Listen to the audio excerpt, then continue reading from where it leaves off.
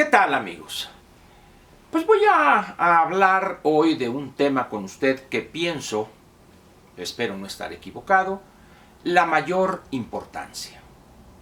Lo he titulado así: la realidad llegó a cobrar facturas. Podría agregar facturas pendientes de pago, facturas atrasadas, donde lo que llama mucho la atención es los intereses moratorios cobrados, que son muy elevados. Y esto se debe a que durante decenios nuestra clase política ha pospuesto tomar decisiones fundamentales para el desarrollo del país en todos sentidos. Han pateado el bote para adelante, de tal manera que hoy ya ni siquiera se sabe dónde está ese bote todo pateado. Desde hace posiblemente unos 45 años, debimos haber empezado a tomar una serie de decisiones que, por una razón u otra, no las tomamos. Y luego en los 80, la única en 1987, porque quebró el modelo, cayó hecho ruinas completamente, hecho pedazos, y debimos abrir la economía e incorporarnos a la globalidad. Pero de ahí en fuera prácticamente estamos viviendo de esa transformación estructural y la que posteriormente se concretó también, la entrada en vigor del Tratado de Libre Comercio con Estados Unidos y Canadá, que todavía está vigente. Muy bien. Sin embargo, vamos a decir que a partir, no sé, de los años 90, algunos dirán a principios del primer decenio de este siglo, allá por el año 2000, 2002, 2003, empezó a darse un crecimiento desbocado, sin control, de la delincuencia y de una violencia irracional que raya en lo cavernario y lo primitivo, una violencia casi animal que se ve en la actuación de estos grupos delincuenciales prácticamente en todo el país. Ciudades y regiones que se consideraban modélicas en el sentido de la tranquilidad, una vida en paz, provinciana, son hoy prácticamente campos de batalla.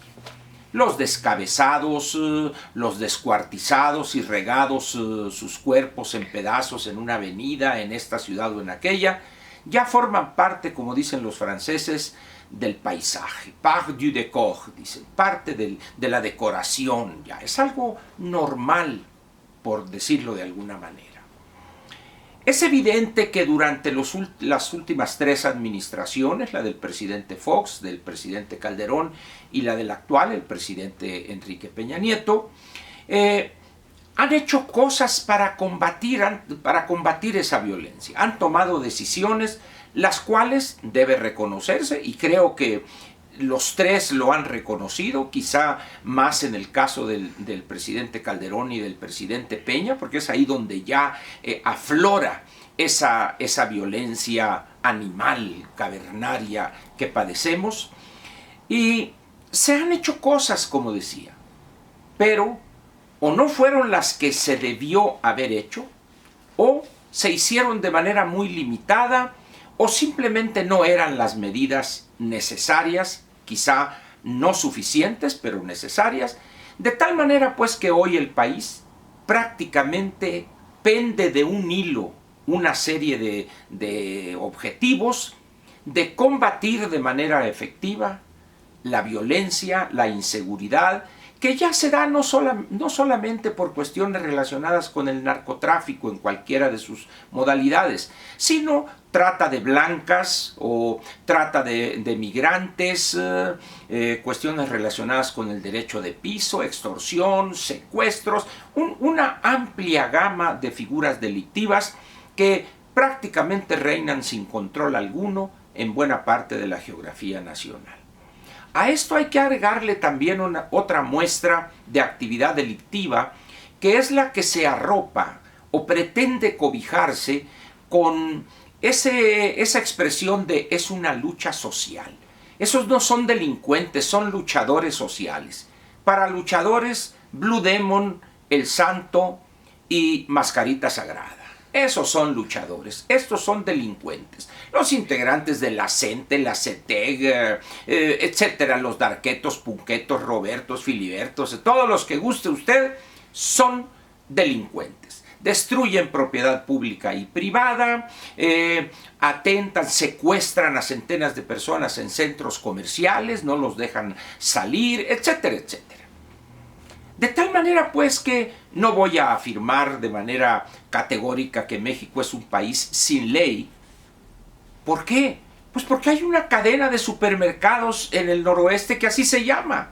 Es decir, hay ley en este país. Pero de esa cadena de supermercados y la ley de la gravedad, las demás, ¿quién sabe?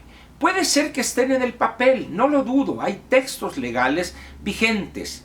Sin embargo, el problema de una ley en tratándose del combate a la delincuencia y la violencia generalizada no es si hay ley o no, sino si se hace respetar esa ley con los instrumentos que tiene el Estado.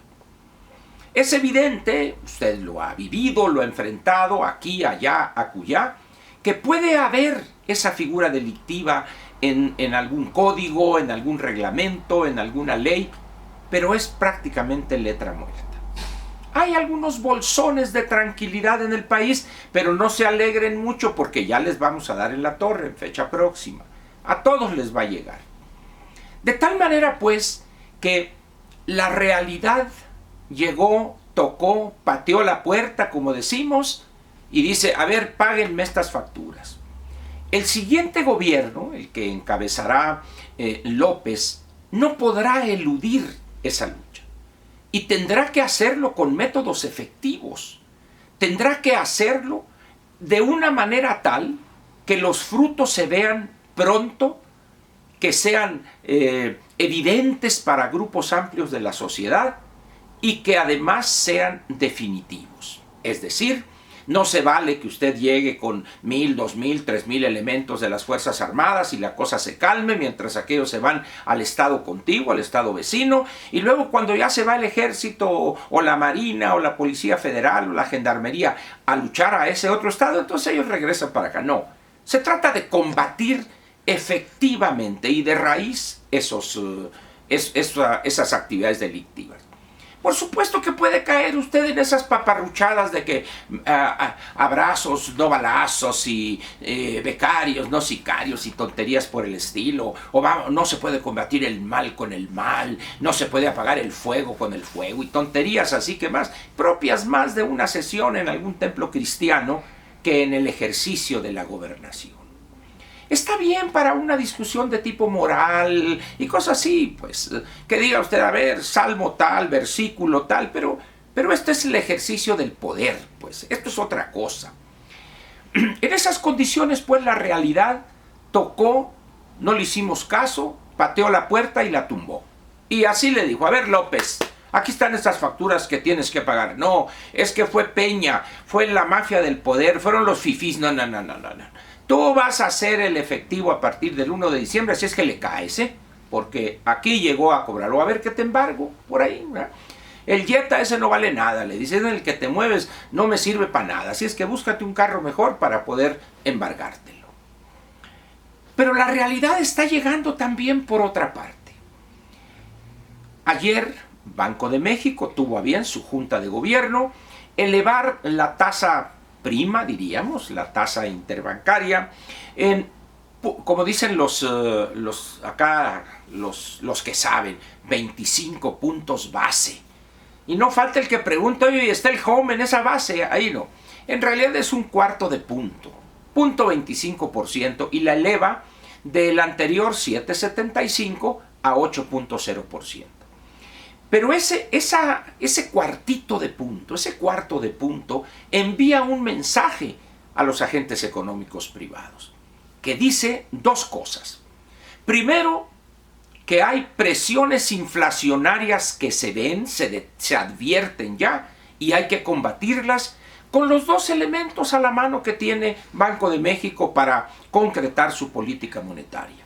Elevar la tasa de interés para que los agentes económicos, específicamente los bancos, sepan de la decisión enérgica de Banco de México de hacer cumplir su mandato constitucional, mantener el poder adquisitivo de la divisa mexicana. Y la otra es, el otro recurso, además de la tasa de interés, es quitarle liquidez a la economía. Que hay mucho dinero, billetes y monedas en poder del público, y eso hace que se genere una bonanza, vamos a decir, artificial. ¿Qué hace Banco de México? Saca tantito, saca tantito. Estamos en una época peligrosa porque es la época de los aguinaldos, el Buen Fin, etcétera, etcétera, pero de alguna manera ese es otro recurso que tiene Banco de México a la mano, y no tengo la menor duda que ejercerá su tarea, su función, con energía y claridad, y porque además así le conviene a la economía mexicana y por supuesto a los mexicanos todos. La realidad, pues, está haciendo su aparición. Ya le di dos elementos: la cuestión de la violencia, la cuestión de la tasa de interés, pero ahora va otra. Ya es evidente que las finanzas públicas no tienen dinero para todas las ocurrencias que a López le vienen a la cabeza. Que si esto, que si el otro, que si el otro, no hay dinero, salvo que él decida recortar muchísimos programas, incluso algunos importantes y efectivos, positivos en sus resultados. ¿Por qué? Porque él quiere que la única prioridad sean sus programas sociales. Bueno, no sé si lo vaya a hacer, no sé si los diputados se lo autoricen, pero al final de cuentas, ese es otro elemento de la realidad que ha hecho su aparición. Podrá López decir, es que la mafia del poder, los de atrás, y que podrá decir muchas cosas. El hecho, ahí está. A partir del 1 de diciembre de este año, López será presidente constitucional de los Estados Unidos mexicanos. Y con el equipo que ha integrado a su alrededor, que ha formado a su alrededor, tendrá que enfrentar esos problemas y empezar a sentar las bases de la solución. Tendrá que tomar medidas impopulares y dolorosas que lo van a enemistar o a malquerer con algunos de sus seguidores babiantes que le aplauden todo. Esos serán, como dijo aquel, es que ven el cheque, Ángel, eso, ¿verdad? Al final de cuentas, ¿qué podemos decir de lo que vamos a ver a partir del 1 de diciembre en estos puntos que le he dado? Que habrá que tomar medidas que no se deben publicitar. Imagínense ustedes a alguien encargado de combatir a los criminales que les anuncia dónde va a ser el operativo y cómo le van a hacer. Eso es una estupidez, pues, ¿no? Las verdaderas medidas no son las que anunciaron anteayer, de que acá, que esto, que el mal. No, eso es para la galería, eso es para que uno se anime. No. Las medidas efectivas son las que se hacen, pero no se dicen, no se anuncian.